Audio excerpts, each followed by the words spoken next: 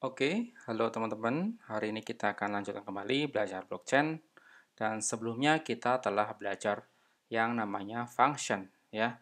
Masih di workspace YouTube. Sebelumnya kita telah detail tentang function yang bisa kita gunakan di smart contract kita.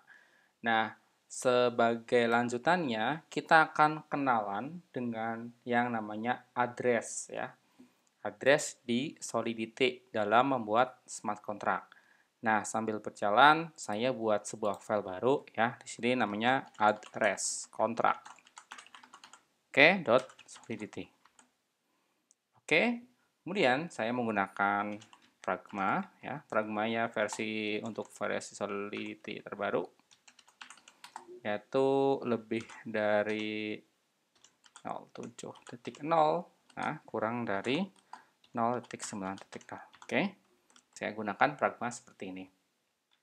Lalu saya buat kontrak, ya, namanya adalah address kontrak. Oke, karena kita akan belajar tentang address. Nah, di dalam blockchain Ethereum khususnya, bahwa setiap akun dan smart contract itu pasti punya address ataupun alamat dan disimpan itu panjangnya sepanjang 20 byte, ya teman-teman.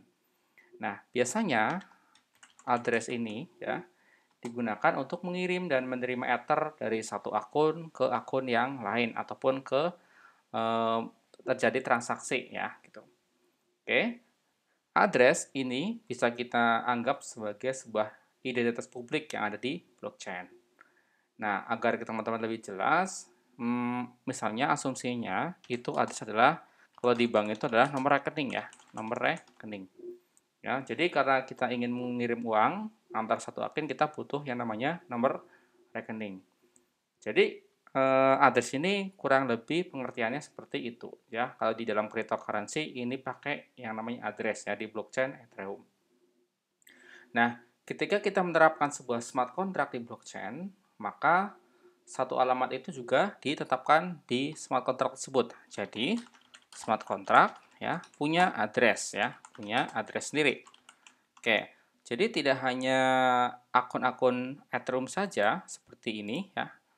Nah, jadi si smart contract pun punya alamat tersendiri, address tersendiri.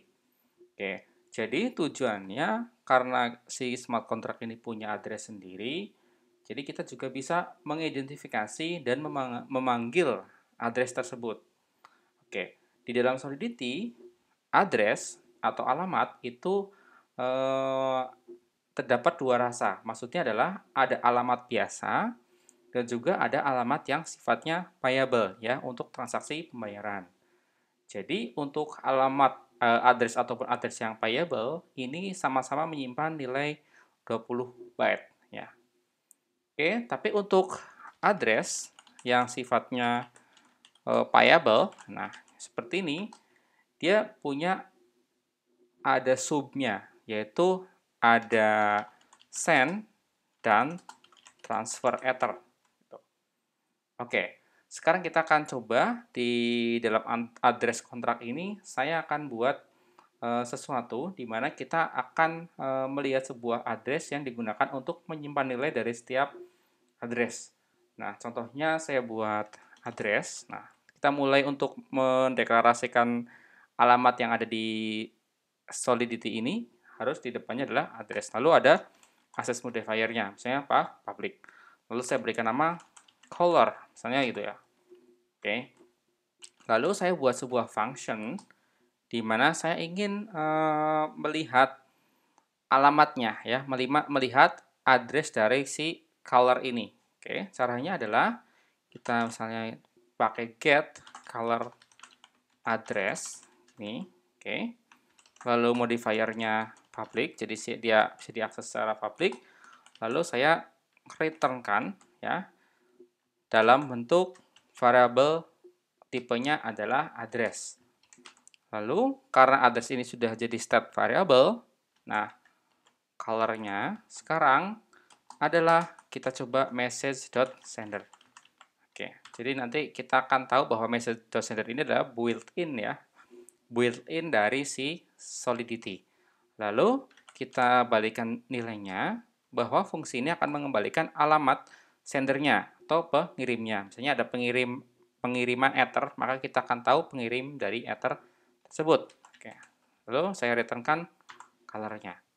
Nah, jika teman-teman melakukan compile address ini, nah, contoh saya compile, lalu di sini untuk akun yang pertama saya deploy-kan, ya teman-teman lihat di sini ada get color address.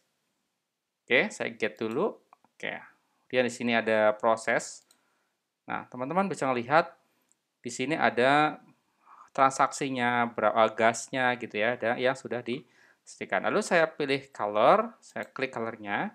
Sekarang color tersebut sudah terdeteksi. Nah, ini alamat dari si color-nya. Oke, C4 ya. Kalau kita cek di sini sama ya, EDD C4. Oke, saya coba besarkan. Oh, tidak mau ya. Jadi sama. Intinya adalah dia bisa mendeteksi akun ini, alamat akun yang sudah dideploy ke smart contract. Nah, itu cara kita untuk memanggil siapa ataupun address dari si akun tersebut, ya, dengan cara seperti ini. Jadi dengan message sender, dia bisa melihat address-nya. Lalu, cara yang kedua, ya teman-teman, selain kita menggunakan cara seperti ini, nah, saya enter lagi. Kita bisa menggunakan function langsung ya seperti ini, function get color address misalnya. Kita pakai view ya. Pakai public dulu ya biar bisa muncul di sini. Ini saya hapus ya. Public lalu biasa teman-teman kalau ingin menampilkannya pakai view lalu dia nge-returns ya, kemudian address color ya, address color. Address color ini. Lalu saya color-nya sekarang adalah message.sender. Oke, seperti ini ya. Oke, kita coba ya teman-teman ya. Saya compile lagi. Lalu di sini saya deploy lagi. Oke, di sini sudah muncul satu fungsi get color address. Nah, sekarang langsung muncul sama. Address-nya juga sudah terdeteksi. Jadi ini lebih ringkas ya daripada coding yang function yang sebelumnya. Oke, dan dalam contoh di atas kita menyimpan alamat ataupun address pengirim itu menggunakan namanya message.sender yang seharusnya menjalankan fungsi apa? Fungsi get color address. Jadi karena si akun ini menjalankan fungsi ini, maka yang terdeteksi alamatnya ataupun addressnya adalah akun yang pertama ini ya, yang nominal ethernya sudah berkurang. Nah, jika kita menerapkan dan menjalankan fungsi tersebut, maka alamatnya sudah muncul ya, teman-teman ya. Oke. Selain cara ini ya, kita juga bisa menggunakan cara ketiga ya. Contohnya adalah function, kemudian get address, misalnya address, saya buat seperti ini, kemudian public ya, public, lalu ada view, lalu ada returns, dan returnnya biasa address ya. Lalu saya buat address lokal variable di sini sebagai lokal, kemudian my address namanya. Jadi lokal variabelnya adalah my address. Kemudian di sini ada address, lalu this. Nah, dia akan merujuk ke address ini. Oke ya. Ya, merujuk ke sini. Lalu saya returnkan address-nya, my address-nya. Oke. Oke, saya hapus dulu yang ini ya, biar teman-teman bisa melihat perbedaannya. Oke, di sini sorry. Nah, saya compile lagi address-nya. Lalu saya masukkan lagi yang ini, saya deploy. Dia masuk di sini ya. Get address juga saya telah mendapatkan address-nya. Oke. Ya, C4 ya di sini. Nah, di sini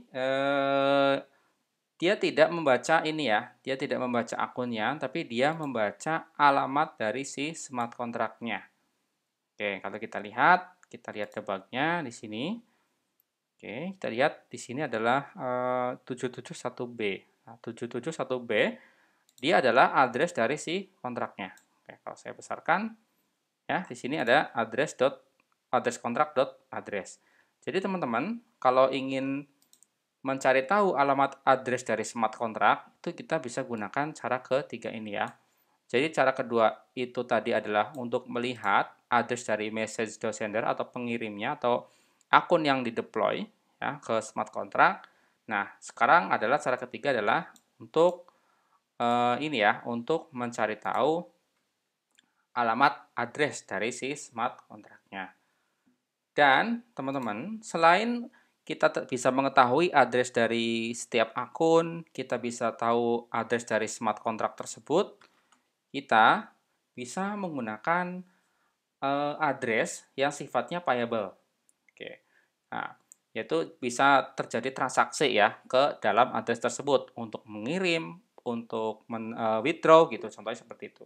Jadi ketika kita ingin mentransfer sejumlah dana Ether ke address tersebut, kita perlu menambahkan payable ya. Jadi address payable seperti ini. Nah, di sini ya di address payable ini kita bisa melakukan send dan transfer ya.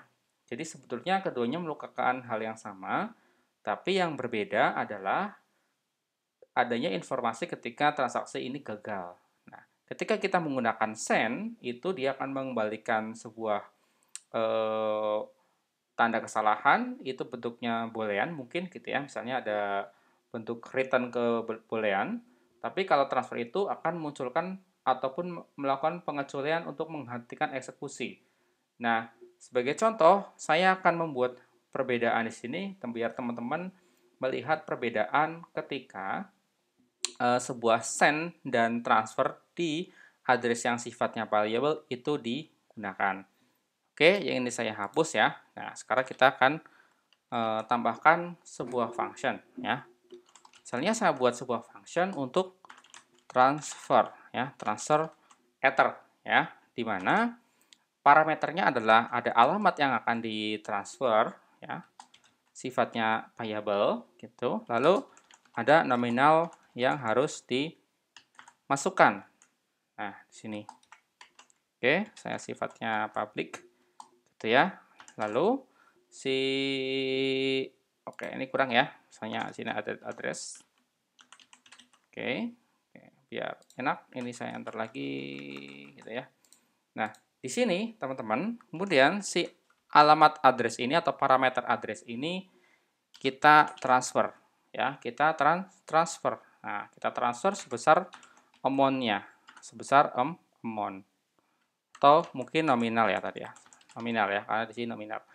Jadi fungsi transfer ini dia akan mencari tahu address yang akan ditransfer dengan nominal yang dibutuhkan. Oke. Lalu fungsi yang kedua ya, fungsi yang kedua untuk melakukan send ya. Send fund. Oke. Send fund juga sama, ada addressnya, harus payable karena dia akan mengirimkan fund ya, payable di sini. Sama namanya sama, address juga, lalu juga ada nominalnya ya, nominalnya. Oke. Setelah ada nominalnya, saya buat public. Nah, bedanya saya harus tambahkan return. Ya, return apa? Returns ketika nanti terjadi hasil ya, apakah bisa terjadi pengiriman atau tidak. Karena kita nanti mungkin bisa saja ada kesalahan karena kita mungkin saldonya kurang gitu ya, ataupun kita tidak memasukkan nominal dan sebagainya. Nah, di sini saya buat address.send. Nah, send ini adalah nominalnya. Oke, saya coba deploy di sini ya. Saya compile dulu. Nah, di sini ada error ya, teman-teman ya. Nah, errornya karena saya belum tambahkan titik koma. Oke, saya compile lagi addressnya. Nah, ini sudah berhasil. Lalu untuk akun ini yang kedua saja saya tambahkan, saya deploy. Oke, di sini ada dua ya, address ya, send fund. Nah, kita coba yang send fund dulu ya. Send fund ini dia akan mengembalikan nilai boolean true or false. Apakah terjadi pengiriman nominal ke address ini atau tidak. Nah, oleh karena itu saya membutuhkan satu alamat ya, saya copy saja di sini ya. Yang ketiga saya copy. Nah, saya balikkan ke akun yang ini. Lalu saya akan coba kirimkan ke alamat tersebut sebesar 100 W gitu. Oke, saya send fund di sini. Nah, di sini teman-teman melihat ada keterangan ya. Walaupun ini di transaksinya berhasil, tapi dia akan terjadi kesalahan ya, bahwa dia menunjukkan boolnya false, jadi tidak bisa terkirim. Nah, ini juga sama, ketika kita melakukan transfer fund, kemudian saya kirimkan 100 Ether, lalu saya transfer di sini. Nah, bedanya teman-teman bisa melihat ada error di sini ya, ada error di sini. Bahwa sebuah transaksi ini akan ditampilkan errornya. Nah, error ini kalau kita baca, the called function should be payable if you send value and the value you send should be less than your current balance. Maksudnya adalah ketika kita ingin mengirimkan, mentransfer dana Ether, kita harus memiliki saldo dulu ya, saldo di smart contract-nya. Jadi di smart contract kan tadi tujuannya ingin mengirimkan ke akun ini ya, alamat ini, address ini. Tapi karena di saldo Ether ini belum ada dananya, belum ada Ether-nya, maka terjadi error. Nah, teman-teman bisa melihat kondisi errornya ketika kita menggunakan fungsi transfer dan fungsi send. Ketika kita menggunakan fungsi transfer di address yang sifatnya payable, maka kita langsung mendapatkan error seperti ini ya. Nah, bedanya kalau kita menggunakan send, dia hanya mengembalikan outputnya adalah false ya, seperti itu. Nah, lalu untuk mencegah error ini bagaimana? Nah, kita harus terlebih dahulu mengisi ya, kita hapus dulu yang ini, mengisi smart contract-nya dengan saldo. Oke, kita harus mengisi smart contract-nya dengan saldo. Ya, oke, di sini saya buat state ya, state dulu untuk menerima saldo Ether ke smart contract. Save. Oke, di sini pakai integer ya, ingat nggak boleh pakai float karena memang si Solidity tidak mendukung float. Jadi kalau memang koma-koma 1,5 meter ya tinggal dikalikan 10 pangkat 18 saja gitu. Biar satuannya jadi way itu pasti tidak terjadi koma lagi gitu ya di ethernya. Nah, sebelum kita jalankan ini, sebelum kita melakukan transfer ataupun mengirimkan dana, kita akan masukkan dulu ya dana ether dari si akunnya, kita buat function untuk menerima dana Ether ya. Jadi save Ether ini. Lalu saya ingat kalau menerima pakai apa? Pakai payable. Lalu ada public ya di sini. Nah, kemudian si receive amount-nya sekarang dia dapat nilai Ether atau nominal Ether berdasarkan transfer dengan cara message.value.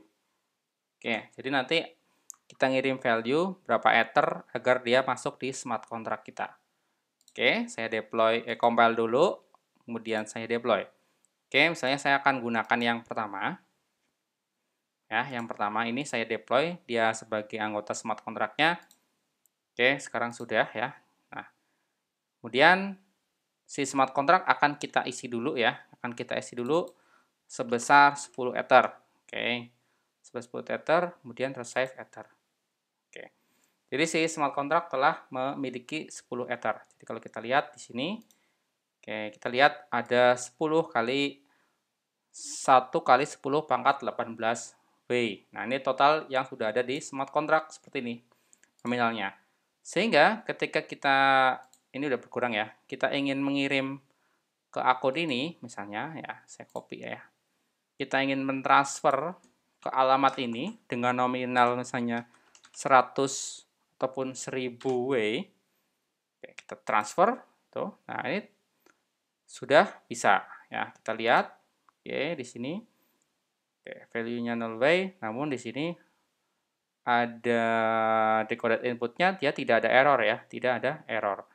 Kalau kita cek yang akun yang ke berapa tadi? Yang ke satu ya, sorry ya. Yang satu Oke, tadi saya salah ngambil ya. Tadi dia ngirim 10, bener. Lalu dia akan ngirim ke akun yang ini aja, biar beda ya. Biar beda, yang ini saya copy alamatnya. Oke, 1000. Koma ya. Lalu ingatnya bukan ini ya. Kita pakai yang di deploy itu adalah yang ini yang tadi. Oke. Jadi teman-teman maksudnya adalah ini adalah alamat yang akan menerima dana Ether-nya. Tapi karena yang tadi yang di-deploy ke smart contract adalah yang 89, yaitu yang karena dia telah mengirimkan dana 10 Ether, jadi kita harus pilih ini dulu. Jadi nanti pengirimannya kita lihat bukan dari sini ya, kita pindahkan dulu di luar ini. Oke, lalu kita transfer ya, transfer, klik gitu ya. Oke, kita lihat. Oke, dia ada 3000 gas, sukses gitu ya. Oke, kita coba lihat akun yang terakhir. Nah, ini dia nambah nih. Bukan 100 Ether lagi, tapi ada 1 gitu ya, 1000 gitu ya. Oke, saya coba tambahkan lagi, masih di akun yang ini, saya tambahkan, jangan 1000, tapi saya tambahkan, di sini 5 ya, 5, tambahkan, lebih banyak lagi gini. Saya transfer lagi, lalu kita cek di sini saldonya sudah bertambah gitu ya. Jadi ini address ini sudah bisa mengirimkan ya dari smart contract. Smart contract-nya itu tadi diisi oleh akun yang pertama sebesar 10 Ether.